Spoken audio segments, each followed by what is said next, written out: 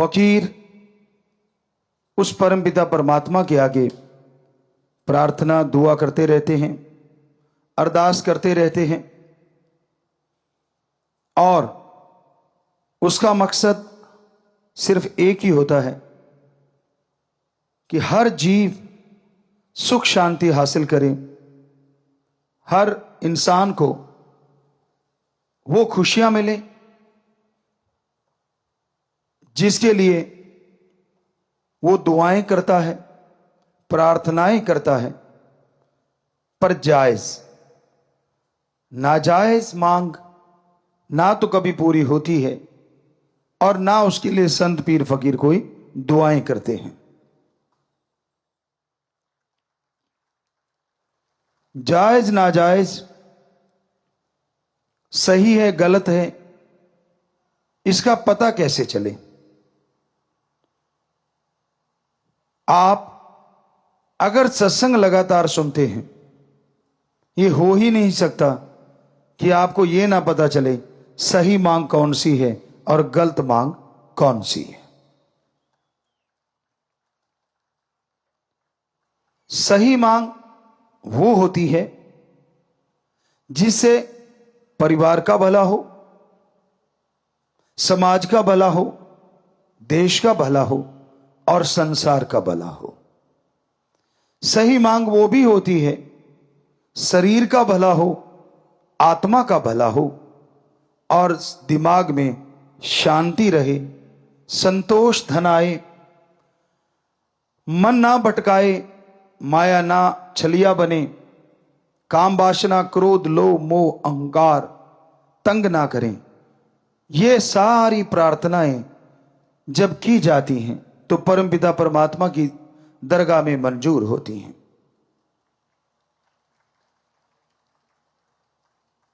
इसके अलावा आदमी तो बहुत कुछ मांगता है, मुझे ये दे दो, मुझे वो दे दो, पर सूफियत में सच्चा भक्त मानता है, हे मेरे परमपिता परमात्मा, मुझे वो देना जो तेरे दर के करीब करे, कभी दूर ना करे।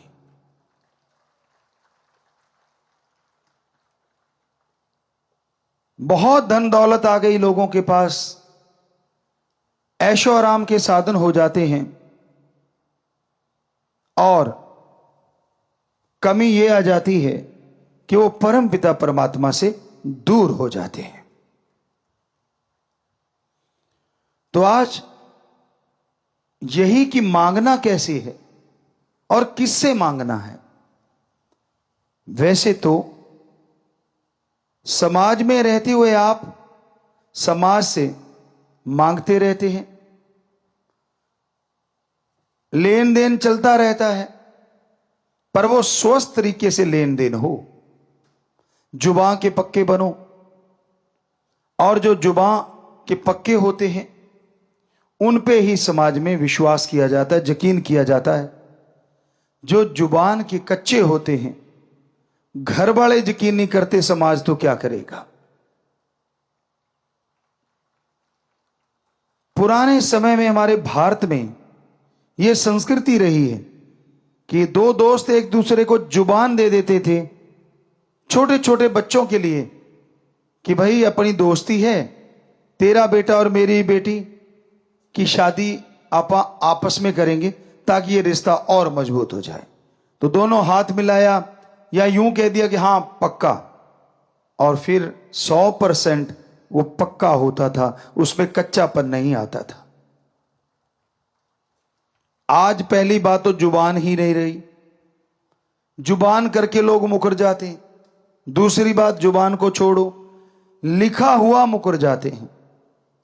ऐसा टाइम है, ऐसा समय है। प्यारी साध संगत जियो, इंसान जब मांगने बैठता है उसे यह लगता है कि मैं तो जायज ही मांगता हूं, नाजायज मांगता नहीं। आप उस बच्चे की तरह हो जो छोटे से होता है, बिल्कुल छोटी सी उम्र में सांप को देख के कहता है मैंने पकड़ना है, कोयले को देख के कहता है मैंने खाना है। तो क्या अच्छे मां बाप आप में से अपने बच्चों को वो खिला देंगे? क्या आप अपने बच्चे के हाथ में सांप पकड़ा देंगे? कभी नहीं। तो परम पिता परमात्मा तो आपकी आत्मा का मां बाप है, आपकी आत्मा का साईं है। आप नाजायज मांगेंगे तो वो आत्मघात के लिए कभी भी आपको नहीं देगा, अगर आप भक्त हैं। और अगर मालिक को लगता है कि आपके लिए सही है, लगता नहीं, वो तो जानता है, तो पल में वो आपकी इच्छा चुटकियों में पूरी कर देगा। पर कई बार होता है, आदमी कहते ये मांग तो हमारी सबसे श्रेष्ठ और जायज। आप नहीं समझ सकते, वो मांग जायज है, सर्वश्रेष्ठ है, 100% सच। और मालिक अल्लाह राम 100% पूरी भी करता है, लेकिन थोड़ा आगे पीछे होता है। तो उसमें घबराओ नहीं, बल्कि सुमरन, अखंड सुमरन सेवा में लगे रहो, इबादत करते रहो, भक्ति करते रहो। तो यकीन मानो वो भक्ति के बदले आपकी वो जायज मांग ही पूरी नहीं होगी, भक्ति का फल भी आपके अकाउंट में जमा हो जाएगा। क्योंकि उसने इस बहाने आपको पता नहीं क्या क्या बख्श देना है। आप अपने सतगुरु से प्रीत करते हो, यानी ओम हरि अल्लाह राम से, या गुरु पीर फकीर से प्रीत रखते हो, उसके लिए तड़फते हो और सुमरन करते हो कि मेरी क्यों नहीं सुनता। वो सुन रहा है, और यकीन मानो 100% सुनेगा। लेकिन आप सुमन कर रहे हो, उससे वो आपके कुलों का उद्धार किए जा रहा है, जो आपको पता नहीं चलता। आने वाले बुरी वक्त की तपिश से वो आपको बचाए जा रहा है। आने वाली तेज गर्म हवाओं से वो ढाल बन के आपके सामने खड़ा हुआ है। आने वाले बुरे वक्त से सुमरन करवा के आपको वो धुरी का दाना बनाना चाहता है, जिस पे चक्की घूमती है, सारे दाने पिस जाते हैं, लेकिन वो जो धुरी के साथ, वो जो किल्ली के साथ, वो कील के साथ जो दाने लग जाते हैं, जिस पे चक्की घूम रही है, पत्थर उठा के देखो, वो दाने ज्यों के त्यों बच जाते हैं। इसलिए वो आपसे वो सुमरन करवा रहा है। इसलिए आपको कहता है नाम चर्चा में, यानी मालिक के नाम की यहां चर्चा हो। शॉर्ट में बेपरवाह जी ने नाम चर्चा, उसका नाम रखा कि परम पिता परमात्मा के नाम की चर्चा हो। वहां जाके सुनो, फल बहुत मिलेगा। जितना आगे मिलता था उससे सैकड़ों गुना ज्यादा यह फल रोजाना बढ़ता जाएगा। जितना आप रेगुलर होते जाओगे, उतना फल बढ़ता जाएगा। आजकल नहीं है जो कि स्कूलों में होना चाहिए। हमारे टाइम में था कि जो सबसे ज्यादा जिसकी हाजिरी होगी स्कूल में, उस बच्चे को अवार्ड दिया जाता, चाहे कॉपी पेन ही क्यों ना हो। आज तो युग बड़ा आ गया, थोड़ा बड़ा अवार्ड भी रखा जा सकता है। तो उस वजह से बच्चे कंपटीशन में आ जाते थे और स्कूल से बंक नहीं मारते थे। फायदा किसका? बच्चों का भी, टीचरों का, प्रिंसिपल, हेडमास्टर का। क्यों? क्योंकि बच्चे लगातार आएंगे, ज्यादा ज्ञान हासिल करेंगे, तो मेरिट होल्डर तो क्या, वो जिले में और हो सकता है स्टेट, देश में भी टॉप आ जाए। आज के युग में हमने देखा बच्चे बंक मार के अपने आप को बड़ा साबित करते हैं कि मैंने इतने बंक मारे हुए हैं। उनको लगता है मैंने बहुत बड़ा काम कर रखा है। ये नहीं पता कि आपने अपने एम के अंदर सुराख कर रखा है। बचपन में एम होता है कुछ बनना, और जब जवानी आती है तब तक बन जाना, और जब अधेड़ अवस्था आती है तब तक बन के सारी खुशियां हासिल करना। लेकिन आज के दौर में ये चीजें नहीं है। तो हमारे वहां बच्चों के एक तरह का गुरुकुल ही है वो, और मां बाप आते थे तो सिखाया जाता था कि जब वो मां बाप का दिन आए, बात बाद में करना, पहले अपने मां बाप के पांव छूने हैं झुक के। ये इसके पीछे बहुत बड़ी साइंस है, बहुत बड़ी विज्ञान है। आप झुकते हैं तो वो जो पांव को छूना और एक सिर पे हाथ का आना, इसके अंदर बहुत बड़ी साइंस छुपी हुई है। झुकना सिखाता है कि धर्म कहते हैं कि दीनता, नम्रता। आपकी ईगो फिर हार्ट नहीं होगी अगर आप आज झुकना सीख जाते हैं। जो झुकना नहीं सीखते वो टूट जाया करते हैं। ऐसे तिनके को मरोड़ो। कुछ तिनके ऐसे होते हैं जो लचीले होते हैं, ऐसे ऐसे करते रहो, टूटते नहीं। उसी के वजह से दूसरे तिनके को ऐसे करते हैं, तड़ाक टूट जाता है। तो जिंदगी में आने वाला समय पता नहीं कैसा है, ये तो राम जाने। अगर वो मां बाप के सामने झुक गए तो हो सकता है लाइफ में मालिक ना करे ऐसा टाइम आए कि आपको झुकना पड़ जाए, तो तकलीफ नहीं होगी क्योंकि आप झुकना जानते हैं। और मां बाप का आशीर्वाद वो डुप्लीकेट नहीं होता, दुआएं लेके आता है, पॉजिटिव रेज लेके आता है कि बेटा सुखी रहे। यूं सिर पे हाथ रखते ही वो उनकी पॉजिटिव एनर्जी आपके अंदर प्रवेश कर जाती है। तो इसलिए हमने अपने बच्चे जो स्कूल में पढ़ते हैं उनको सिखाया था, हॉस्टल में खास करके जो बच्चे रहते हैं, कि बेटा जब पेरेंट्स डे हो आप जाओ, सबसे पहले मां बाप के पांव छुओ और फिर पूछो कि पापा मां सेहत कैसी है। और इससे कुछ जाता नहीं। यकीन मानो अगर आप झुक नहीं रहे तो ईगो अड़ रही है कि हमारे तो विचार ही नहीं मिलते, हम तो ऐसे कैसे झुक जाएं। विचार अपनी जगह, थॉट्स अपनी जगह, पर ये लेना देना अपनी जगह। आप सत्कार देते हो, बदले में पॉजिटिव एनर्जी ले लेते हो। बताओ फायदा किसको। ना चाहते हुए बुजुर्गों को हाथ रखना पड़ता है, पर कई बुजुर्ग होते हैं पीठ घुमा लेते हैं कितने के दिन। वो जट्टू इंजीनियर वाला काम तो होने से रहा, जो आपने देखा था कि वो पीछे पड़ गए थे क्योंकि उन्होंने तो अचानक पैर पकड़ के खींच लिए थे। खींचने नहीं, टच करने होते हैं। तो वो तरीका, अब साइंस भी इस चीज को मानने लगी।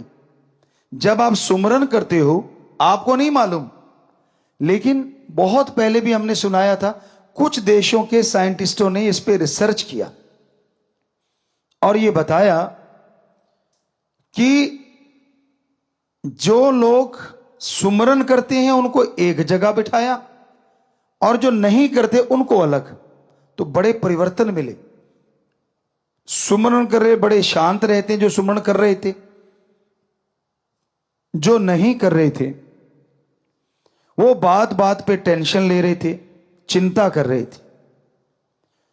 सुमरन कर रहे थे वो जिंदगी जीने के ढंग सीख रहे थे, और सुमरन नहीं करते थे वो टेंशन लेके सुसाइड की तरफ जा रहे थे। फिर उन्होंने उनका रिसर्च बंद कर दिया, अब सुमरन वालों पे फोकस कर दिया कि ऐसा क्यों है। सेंसर लगाए गए, कंप्यूटर से जो भी सिस्टम थे सारे लगाए गए, और ये बहुत पहले की बात है, सर्च करने पे शायद मिल जाए, लेकिन हमने कहीं पढ़ी थी। तो उन्होंने फिर ये देखा कुछ दिनों के बाद कि एक रेज आ रही हैं, और वो रेज आसमान की तरफ से आ रही हैं, और जो सुमरन कर रहा है, मेडिटेशन कर रहा है, वो रेज आके उसके दिमाग पे यूं किरणें, आपने देखा ना कई बार कि ऐसे आपने फोटो में ये तो एक कंप्यूटराइज्ड चीजें होती हैं कि यूं हाथ की और यहां से एक लाइट निकली, आप देखते होंगे डॉक्यूमेंट्री वगैरह में, तो वो लाइट पड़ रही है, वो 100% सच होता है। ऊपर से रेज आती है और वो माइंड में टकराती है, ये साइंटिस्ट कह रहे हैं, और उनके अंदर माइंड में परिवर्तन आने शुरू हो जाते हैं। डीएनए के जो सेल्स हैं वो मजबूत होते हैं, अंदर डीएनए पनप रहा है, वो और स्ट्रांग होता चला जाता है। फिर उन्होंने सोचा इन रेज का पीछा किया जाए। जब उन्होंने उस रेज का पीछा किया तो एक हद के बाद पता नहीं चला वो रेज आ कहां से रही, क्योंकि इनकी जो साइंस की जो दायरा है वो ब्रह्मांड के अंदर तक का है, और वो ब्रह्मांड से पार से आती हैं रेज। किससे आती हैं? ओम, एक ओंकार, अल्लाह, गॉड, सुप्रीम पावर से आती है। क्या संत पीर फकीर आशीर्वाद देते उससे भी रेज आती? जी हां, आती हैं। क्यों आती हैं? क्योंकि उनका हाथ पार ब्रह्म उस परमपिता परमात्मा से जुड़ा होता है। साइंस के अकॉर्डिंग उनकी सिक्स सेंस हमेशा मालिक से कनेक्ट रहती है। इसका मतलब यह नहीं कि उनकी सिक्स सेंस यहां काम नहीं करती, बल्कि आपसे कई गुना ज्यादा उनकी सिक्स सेंस यहां भी काम करती है। यह कैसे पॉसिबल है? यही वो अनसुलझी पहेली है जिसे साइंस शायद ही कभी सुलझा पाए, पर धर्म सुलझाते हैं। कैसे? संत पीर फकीर जैसे आपको बताया बनाए नहीं जाते, वो पैदा होते। फर्स्ट जब वो आत्मा गर्भ में आती तो परम पिता परमात्मा के अंश तो सारी आत्माएं होती हैं, पर वो उस मालिक से डायरेक्ट उस बॉडी में आती। बाकी जन्म भोग के आती, 84 लाख जूने भोग के आती। पर जो संत आज से पहले हमारे महापुरुष हुए, जितने भी संत सच्चे रूहानी सूफी संत आए, बहुत आए सारे धर्मों में, वो डायरेक्ट उस ओम का अंश होते हैं, ना कि जन्मों मरणों में घूमी हुई आत्मा होते हैं। तो अब पता नहीं 84 लाख जूनियों में कितने बार चक्कर लगा चुकी आत्मा। एक तो वो है मनुष्य के शरीर में, और एक वो है जिसे भगवान ने डायरेक्ट अपना अंश बना के भेज दिया। तो नेचुरली वो जो घूम घुमा के आई है, वो तो संचित कर्म इकट्ठे किए बैठी है। उनको भोगते भोगते कभी गुस्से हो जाती है, कभी सतगुरु राम से भी मुनकर, कभी कुछ कभी कुछ कभी कुछ। पर वो जो संतों की आत्मा इस बॉडी में होती है, वो परम पिता परमात्मा का प्योर और ओरिजिनल वो अंश होती है जो शरीरों में बाकी में गई नहीं, डायरेक्ट मनुष्य शरीर में आती है। इसलिए वो क्योंकि डायरेक्ट आई है तो उसका कनेक्शन भी गर्भ में भी मालिक से डायरेक्ट होता है। बाहर तो छोड़ो, आप कनेक्शन डायरेक्ट है। तो जब वो आशीर्वाद या वो बात कहें या वो आंखों से निहार दें, असर किन पे पड़ता है? इन रेज का। जो झोली फैलाए बैठा है, दीनता, नम्रता जिसके गहने हैं, जो 100% संतों के गुरु के वचनों को मानता है, ना कि नजायज फायदा उठाने के लिए आया, वो नहीं। जो अपने पीर फकीर से दृढ़ यकीन रखता है। इसलिए हमने आपसे हमेशा दो ही तोहफे मांगे, वचनों पे पक्के रहो और दृढ़ यकीन रखो, तो नेचुरली प्रीत बढ़ेगी। और फिर आप देखोगे कि एक नजर भी अगर टकरा गई तो पता नहीं क्या से क्या दिखा दे। ये हमारी कोई औकात नहीं, ये तो उस परमपिता परमात्मा की हम रहमत कृपा बता रहे हैं कि ये उसने किया होता है। वो कौन से शरीर को चुनता है, ये भी उसका काम होता है। तो इसमें हमारा तो कोई काम नहीं रहा ना, किसी भी संत का कोई काम नहीं होता। ये सारा उस ओम सुप्रीम पावर का काम होता है। वो ही बॉडी की रचना करता है, वो ही उस बॉडी में अपना डायरेक्ट अंश भेजता है। हो सकता है ये सवाल कभी ना कभी आप लोगों के किसी ना किसी बहन भाई के दिमागों में आए होंगे, जो आज हम आपको सुना रहे हैं, या आपकी जानकारी के लिए। क्योंकि अंदर तो आता ही है कि हम तो 84 लाख जोन भोग के आए, जोनियों में जाके आए। क्या संत पीर फकीर भी इसी को फॉलो करते हैं? कई बार ऐसी चीजें देखने को मिलती है। मान लीजिए अब संत पीर फकीर किसी को कह देते हैं कि ये बेटा कर लेना, या ये तू बीमार है तो ये ले, ऐसे कर लेना। अब दो चार और खड़े होते हैं, वो कहते हैं यार मुझे क्यों नहीं, इसको क्यों।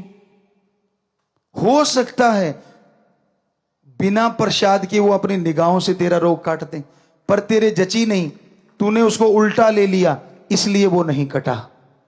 काश उसको इस तरह से ले लेता कि मुझे इसका मतलब ये है कि प्रसाद की भी जरूरत नहीं, उनका नजरे कर्म ही काफी है, तो यूं यूं यूं ठीक हो जाता।